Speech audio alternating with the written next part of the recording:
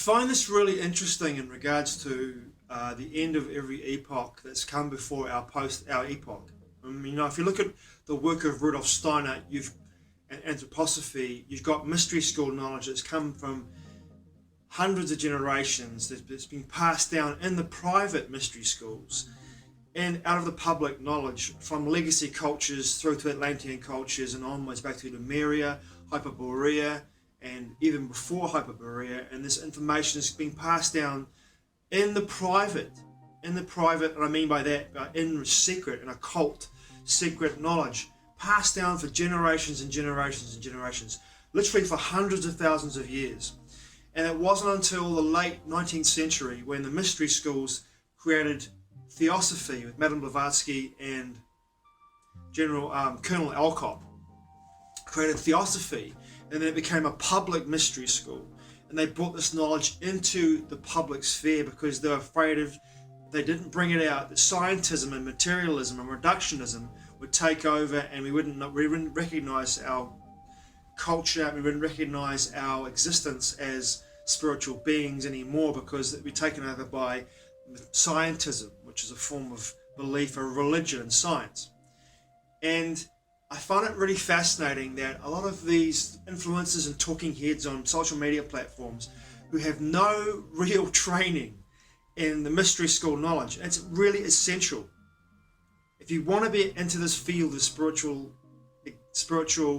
paradigms, if you want to look into the nature of existence and reality, if you want to look into spiritual conscious awakening processes, you have to have a greater, this is not my perception, this is just a fact passed on down by mystics. And there's one mystic today that I would recommend that people, if you don't already, follow or study with, and that is Gigi Young, Gigiyoung, Gigi Young. She is a mystic for the 21st century. She is taking the knowledge of the mystery schools from millennia, her own spiritual knowledge and her own studies through the mystery school knowledge, and interpreting that knowledge in a modern contemporary way for people to actually look at and understand. And this is essential for today. Steiner did exactly the same thing for us in the early 20th century, where he took mystery school knowledge from millennia and even from the Akashic record for his own practice, his own study practice. And remember, Steiner was a scholar before he became a spiritual teacher. But he spent so much time in the Akashic and the spiritual realms, he brought back that knowledge, but incorporated the mystery school knowledge and in his contemporary world at the time when he wrote lectures, books, and talked and toured with the knowledge that he had and brought it into the world. Steiner's knowledge was so vast and touched on so many aspects of existence and far back into antiquity and into the future as well. Steiner was a mystic for the ages. Steiner was perhaps, in my perception, and I'm not alone here, I'm not thinking this, along with Gurdjieff, along with Ouspensky, along with Bennett, who was a student of Ouspensky and Gurdjieff. The mystery schools that came out at this time in the 20th century came out at a time when there was enormous change and also trauma and tumultuous events. Gurdjieff went to Russia before, during, and after, and before the Russian Revolution. Steiner was living in Europe, Western Europe, when the Nazi Party rose into power, also during the First World War, and was around as well before the Second World War. And of course, you look at the Theosophy, and Theosophy came after the Civil War in the United States. But they all had this very important aspect of the knowledge they brought into the public sphere for people to look at and to study. And the information that they presented, most of that knowledge came from millennia before. This wasn't pulled out of thin air. This wasn't sucked out of someone's ass and then given to you and say, I've got a report for June or July 2023, and this is what Spirit told me. It's like, okay, right, sure, you can say whatever you want to say, and espouse whatever you choose to espouse. A lot of this information that people purport is absolute fucking garbage. It really is. It's absolute garbage, and they're just saying what they perceive in regards to what's actually happening. There's no basis from behind. There's no wealth of knowledge or experience behind what they're saying. They're just pulling shit out of fucking thin air and just offering it to you. And a lot of people are buying into it. You know, and that's their choice. That's the choice you people have. They can acquiesce or affirm to a timeline or a narrative without doing any study. And today, in this day and age, there are so many people in our spiritual community that do not do any reading, any research, any study of the mystery school knowledge. Don't haven't read any books by Steiner, by Blavatsky, by anyone within any of the mystery school works. Nothing by Gurdjieff, by Bennett. We've never done any study at all. Ouspensky, never done any study of the great mystics of the 20th century or the 19th century.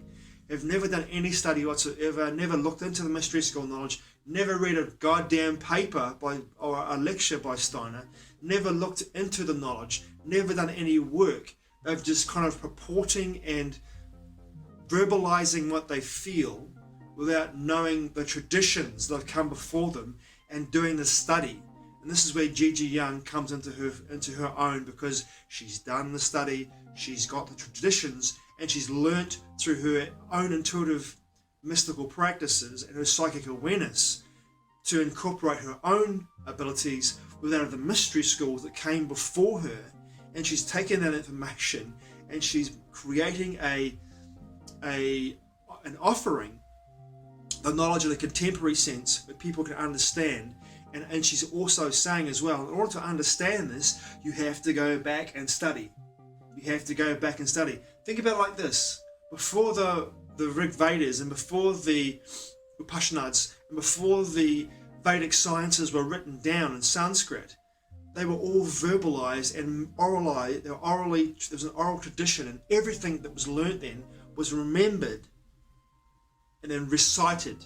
The huge poems, these massive poems, these Vedic poems, these Vedic texts were not written down. They were studied and memorized. And this is exactly the same thing in regards to knowledge. You have to go back, in my perception, and I'm not alone here, through the traditions and study and study. As Gurdjieff once famously said, people want roast pheasant to fly into their mouths, which basically means they're not wanting to do the work, they're not wanting to take the time and have the energy to go through the process of truly understanding what the narratives of the mystery schools and of the secret knowledge, the real knowledge that's been kept out of the public, to do the study to find out what it is and use their own discernment to discover what is not applicable in regards to where they're at in their own lives and our cultures that moves forward. So it sort of slides back at the same time, in the same moment. Aren't doing the work. They want the instant gratification and the knowledge, and they're getting it from people who've got no background and no history of working with the mystery school traditions. And one thing that I see from a lot of people and a lot of influencers on YouTube and other media platforms is this idea we're heading into a golden age. We're heading into a golden age for the next couple of years, and we're heading into this ascension process in our crystalline bodies, and our bodies becoming more crystalline, and we're heading into this beautiful golden age. Well, look around you. Seriously, just take a moment and look around you, what's going on in the world right now.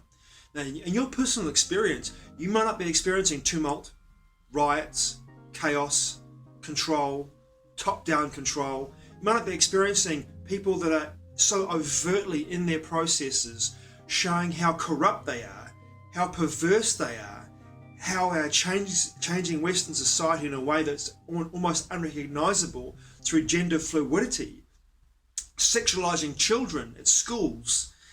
You might not be able to see all this stuff happening. We're heading into a golden age. Are we really? This timeline's forging ahead and people are acquiescing to it, right? That's happening in this day and age. I'm not making this shit up. It's happening. The gender fluidity movement, the LGBTQ movement, the sexualization of children. This is all happening in real time, in this moment right now across the Western world, right? There's no golden age coming. If you look at the mystery school knowledge, the golden age moves through a large, massive amount of time, in regards to the construct of time, right? A long time. The crystalline the movement from the crystalline body to a more jelly-like body to a more solid body took hundreds of thousands, if not millions of years. Millions of years. Not 2 years, not 10 minutes, millions of years. And it's not going to change. Look at anthroposophy. Look at the knowledge that Steiner gave to us through anthroposophy. We are looking at probably another at least a couple millennia, if not more millennia, before we get to a point where our bodies become less dense. And it's a process, and we move with the planetary process. The planet itself is a living entity, and it goes through evolutionary cycles, and we are running in the life cycle. Those of us who haven't gone into a process of transhumanism, into scientism, who are more closely aligned with the earth and closely aligned spiritually and consciously with the earth's evolutionary process, we are entering into that phase, and we move through that phase, and it takes a long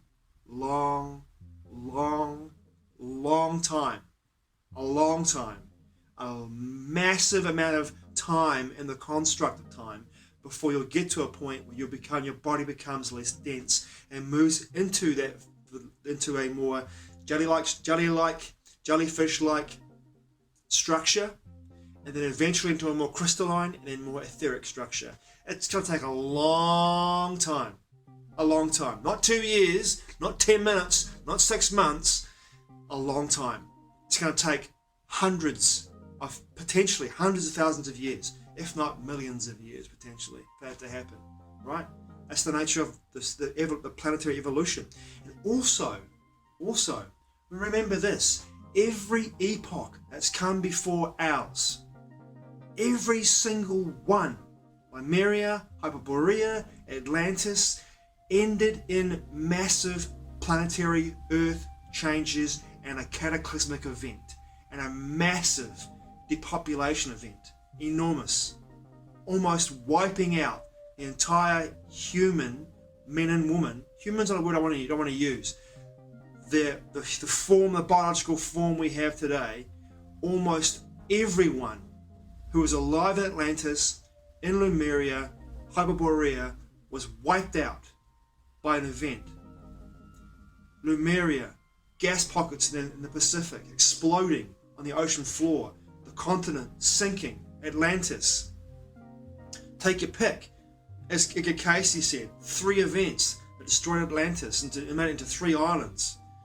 3 events. The third one, the malfunctioning of the two-eye crystal, creating a catastrophic event, whether that be a comet strike into the Laurentian and the Cordilleran ice sheets, causing a massive flood into the Gulf of Mexico, and then washing away Atlantis, which was potential, the last part of it at least, which was in the Caribbean, washing it away and completely annihilating it.